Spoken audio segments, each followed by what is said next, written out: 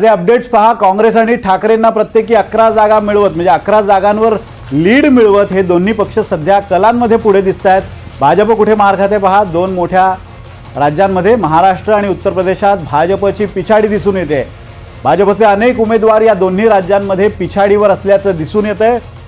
महाराष्ट्रात भाजप तर तिसऱ्या क्रमांकावर फेकला गेलेला आहे. उत्तर प्रदेशात भाजपला 272चा आकडा गाठताना आता दमछाक होते. एकीकडे 400 पारची घोषणा आणि दुसरीकडे उत्तर प्रदेश असेल, महाराष्ट्र असेल, अशा मोठ्या राज्यांमध्ये जिथून जास्त उमेदवार निवडून येतात अशा मोठ्या राज्यांमध्ये भाजपची पिछाट होताना दिसते. त्यामुळे एक चिंतेची बाब. आत्ता काही वेळापूर्वी आपण तो मुद्दासुद्धा चर्चेला घेतला होता. भाजपचे अनेक उमेदवार पिछाडीवर असताना दिसत आहेत आणि प्रामुख्यानं भाजप महाराष्ट्रात तिसऱ्या क्रमांकावर फेकला गेलेला आहे. भाजप 11 जागांवर, आत्ता जरी इथे तुम्ही टॅलीवर बघत असाल तरीसुद्धा निवडणूक आयोगाच्या ऑफिशियल वेबसाईटवर भाजप 10 जागांवर आघाडीवर आहे. तर शिवसेना ठाकरे गट 11 आणि राष्ट्रवादी काँग्रेस हे 11 जागांवर आघाडीवर आहे. आणि आता महाविकास आघाडी 28 जागांवर त्यांचे उमेदवार आघाडीवर असल्याचं चित्र आहे. 48 पैकी 48 जागांचे कल हाती आलेले आहेत.